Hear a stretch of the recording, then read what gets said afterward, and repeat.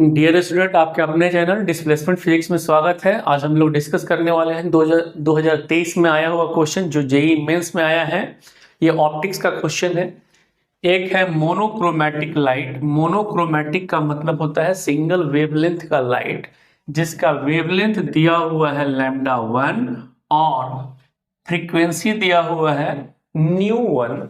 कहाँ पे दिया हुआ है? एयर में। ये इंटर करता है अनदर मीडियम में, कोई दूसरे मीडियम में ये इंटर कर रहा है जिसमें एंगल ऑफ इंसिडेंस 45 डिग्री दिया हुआ है और एंगल ऑफ रिफ्रैक्शन 30 डिग्री दिया हुआ है। तो बोल रहा है कि जो दूसरा मीडियम में λ2 यानी वेवलेंथ होगा वो कितना होगा और जो फ्रीक्वेंसी होगा यानी ν2 होगा वो कितना होगा। तो हम लोग जानते हैं क्या कि इधर से रे ऐसे आया, ये ऐसे है, ये है एयर और ये कोई दूसरा मीडियम होगा, अनदर मीडियम होगा कोई। तो इधर से रे आया, ये एंगल ऑफ इंसिडेंस दिया हुआ है 45 डिग्री। एंगल ऑफ इंसिडेंस दिया हुआ है 45 डिग्री। ये जो रे ऐसे जा रहा था अब ये नहीं जाएगा, इधर की ओर बेंड कर जाएगा और ये आर जो दिया हुआ है ये दिया हुआ है 30 डिग्री। एंगल ऑफ रिफ्रैक्शन दिया हुआ है 30 डिग्री। तो जानते हैं क्या कि sine I by sine r, Snell's law से refractive index of second medium यानी सेकेंड मीडियम का जो रिफ्रैक्टिव इंडेक्स होगा इसको लिख देते हैं µ2। ये वाला मीडियम को बोलेंगे सेकेंड मीडियम और ये वाले मीडियम को बोलेंगे फर्स्ट मीडियम, µ2 बाई µ1। तो रिफ्रैक्टिव इंडेक्स हम लोग जानते हैं कि रिफ्रैक्टिव इंडेक्स जो होता है वो कितने के बराबर होता है। रिफ्रैक्टिव इंडेक्स कितने के बराबर होता है? म्यू इज इक्वल्स टू होता है c by v, speed of light in vacuum to the speed of light in medium. तो इसको लिखिएगा µ2 is equals to c by speed of light in second medium by µ1 लिखेगा speed of light in vacuum to the speed of light in first medium. तो c से c cancel हो गया, ये होगा v1 बाई v2 और velocity of wave is equals to होता है न्यू इंटू लैम्डा।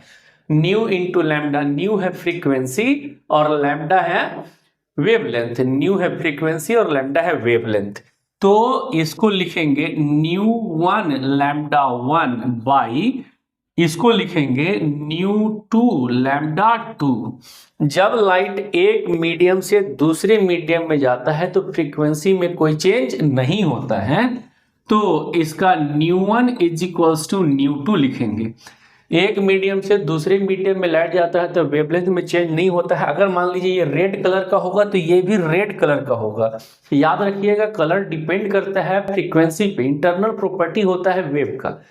तो इसका वेवलेंथ चेंज नहीं है, फ्रीक्वेंसी चेंज नहीं करेगा लेकिन वेवलेंथ चेंज कर जाएगा क्योंकि वेलोसिटी चेंज कर जाता है।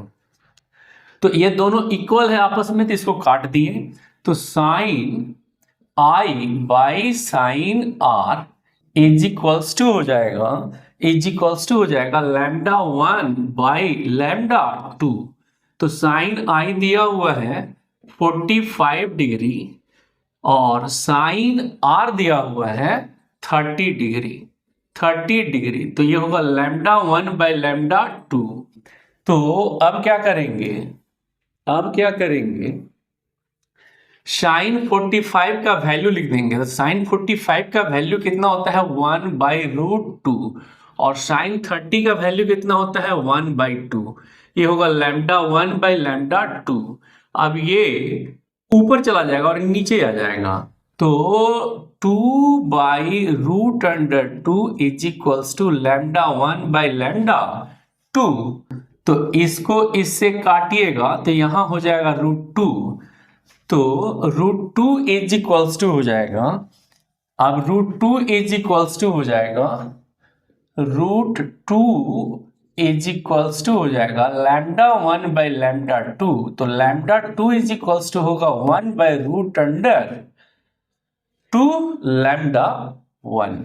ये λ2 का वैल्यू 1 बाई √2 2 लैम्डा 1। अब देखिए इधर से डेंस रेयरर मीडियम होगा तो वेवलेंथ लंबा होता है, ये वेवलेंथ ज्यादा होगा, हमेशा याद रखिएगा ये लैम्डा 1 होगा।